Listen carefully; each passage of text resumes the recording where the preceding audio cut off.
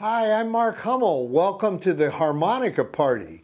We'd like to invite you to be a guest at the party. You can do that by supporting us right here at Patreon. See you then.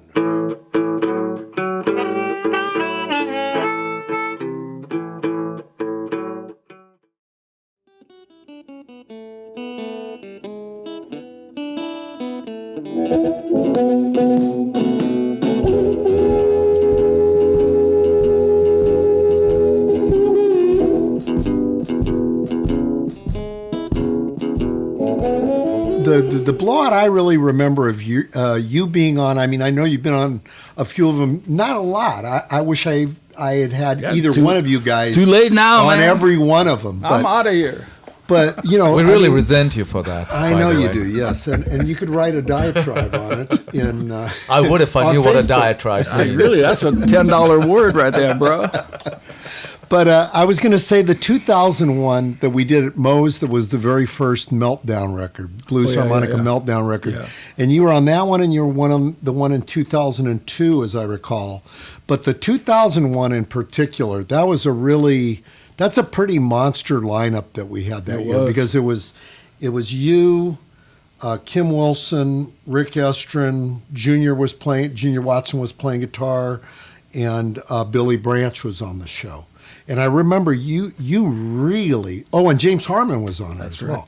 And I remember you really played your ass off on that particular album. What my memory of that is, man, is that I had a fever of about 120. I was burning up with a flu virus, and I was just crazy, and I said, I'm going to just get up there, and whatever happened after that, I don't quite remember.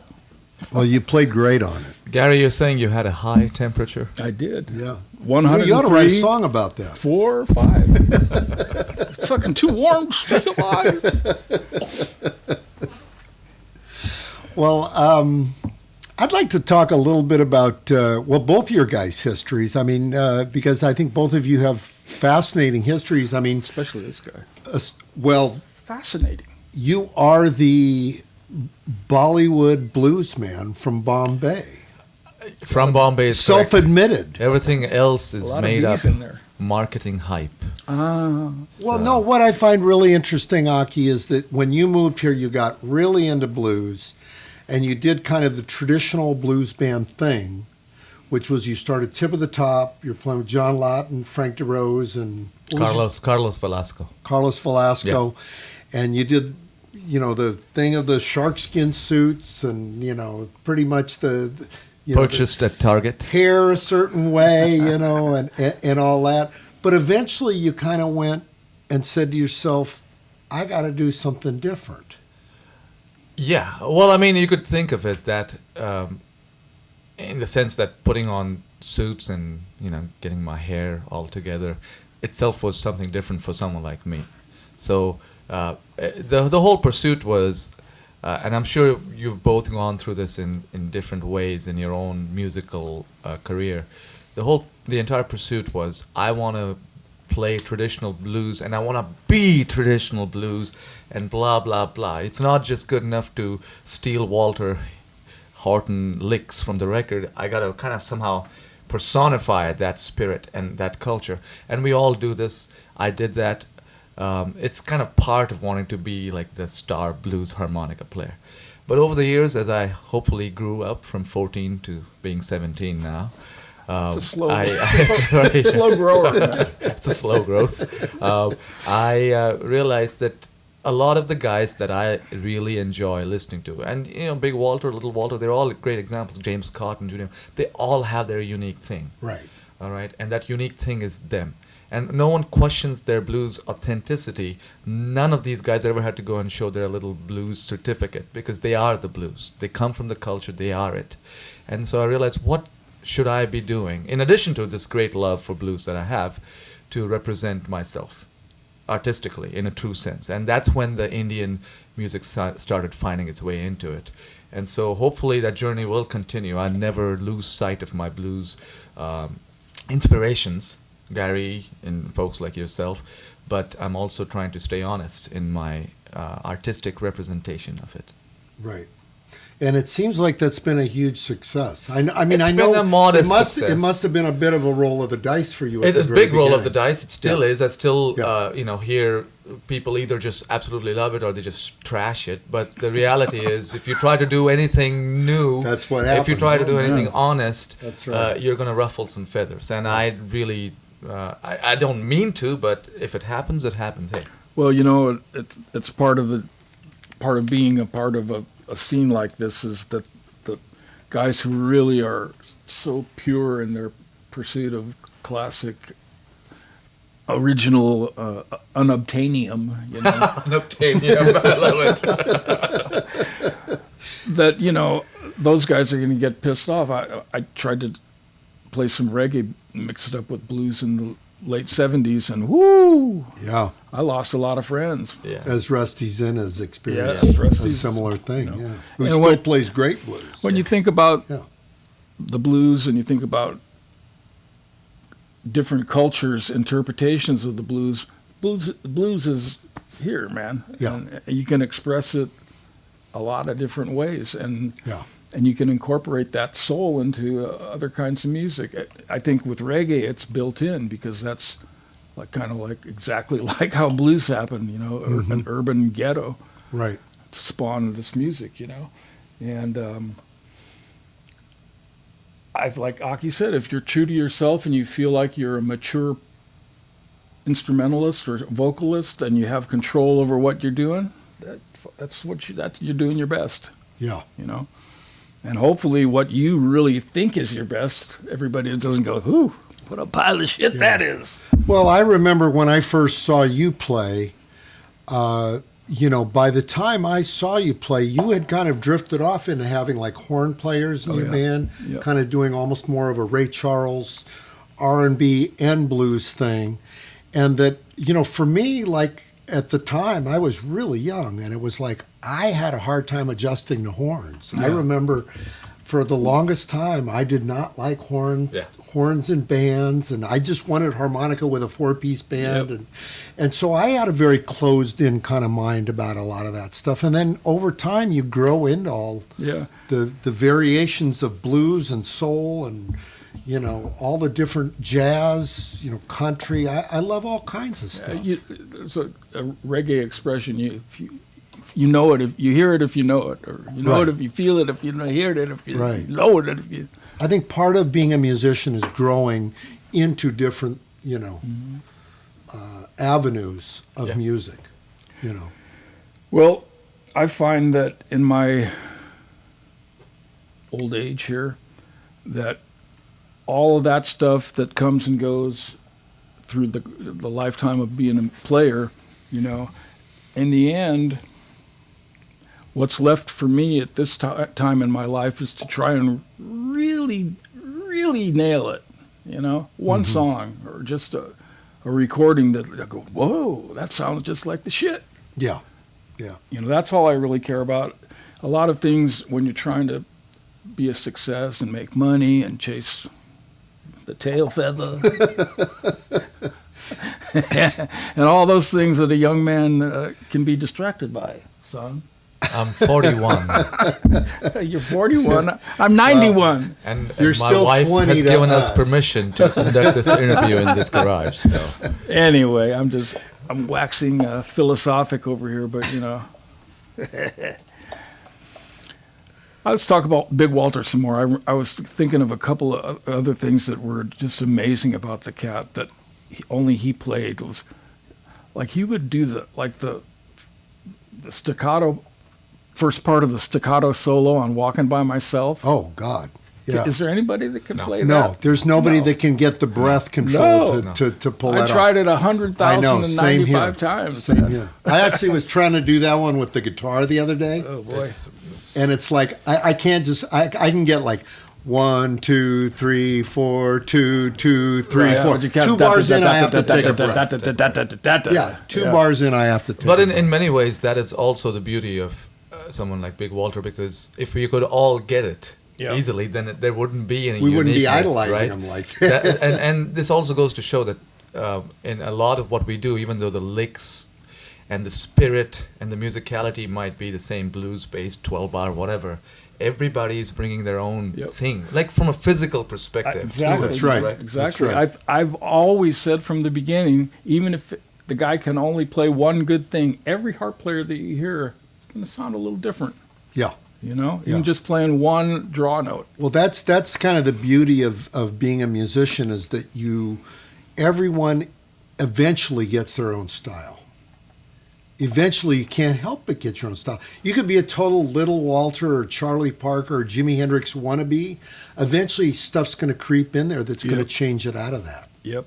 That's what's fascinating to me. Yeah, you can find that in the example of all the legion of Charlie Parkers that they Right. had, you know. Yeah. All those guys had to change to alto and stuff. you Yeah. know. John Handy and them guys, Yeah. you know. Sonny Art Pepper. Chris. Yeah. Oh, man. Yeah. So Big Walter said in an interview, I think I said this on one of our live streams here before, the interviewer asked him, how do you get your sound? And he thought about it for a minute, and I thought he was going to say, well, I plug this in and I do that. He said, I get my sound from my hands. Yeah. Period. And I Right. said, no, you do not. And then I thought about it for a minute. I go, oh, yeah, he does. Because the And he hands, had big, long hands. yeah, That video- huge Yeah. fucking hands. You know, because I'm kind of like YouTube generation in a Right. way, because the arrival of YouTube kind of coincided with my start into Lucky boy. music making. So you know, I didn't see Walter live, but there's great video Yeah, of him. there sure especially is. the one from like the European tours where he's standing and playing something like Walter's Boogie, Right. Yeah. and you get to see his hands. And it Yeah. is the hands It in is. so many ways. Yeah. And he's able to craft so many sounds out of it. And he had big hands. Sure And he did. knew what the hell to do with them. Yep. So, And you know, he was another one that could do the Oh, could he do the no Sonny hands. Boy thing? Yeah, he Yeah. did that, and he did a lot of tricks, man. He would do tricks at the table. Yeah. When I'm sitting in with the club, Really? he would get a glass and do this. Oh, trick. that was another one of his. and real another trademark one was things, the yeah. throat mic. Oh, really? So he was doing that. He would put it right here on his neck. Wow. What a Can you hear me trip. now? Yeah, what a trip, man. That's wild. Yeah. Well, apparently, I mean, Musselwhite claims he could do all the different positions and stuff. He could Yeah. play, you know, like in 12th position or, you know, fourth and fifth. Whatever or harp he had, he could Whatever make that. harp, yeah. He could make his Mark, can I suggest very humbly that when we do the Big Walter, blowouts, that we all only exclusively play throat mic? That's a good idea. I I'll have get a feeling everyone's not going to go along with that, though. Have you seen the throat mic, the real throat mics? No. The real throat mics that the Harmonicats used were aviation mics. Oh, And for really? some reason, they figured out that you could hear the speech better if the microphone was here. Oh, And I've all never those, heard that. oh yeah, all the Harmonicats played what they used to call throat mics. Huh. Bitchin', man. That is wild. Yeah. So what happens when you do that? I mean, if you have a throat mic on, if you're doing wah-wahs, can you hear that? To my recollection, it sounded perfect. You know, whatever they were doing. Amazing. Yeah. only if you wear your mask. Now there you go. Now there's an idea. There's the COVID challenge. Yeah, there's right an there. idea. We all get throat mics and we wear the mask while Perfect. we're playing. Hey, Ticket prices just went up, folks. now we're going to design this new mask that you fit the harp inside, and you put the mic on the throat, and you just stand there like an idiot and go. Okay. So, you know what I'm thinking? Let's go ahead and play something. Let's do some Big Walter stuff. You switch the drums, I'll switch the guitar, and I'm the harp player. you're the harp player. Oh, gee. No, wait Let's a do it. minute. Wait a minute. You guys are going to have to play some harp too. I'll play a little bit Okay, of harp. all right. Come on.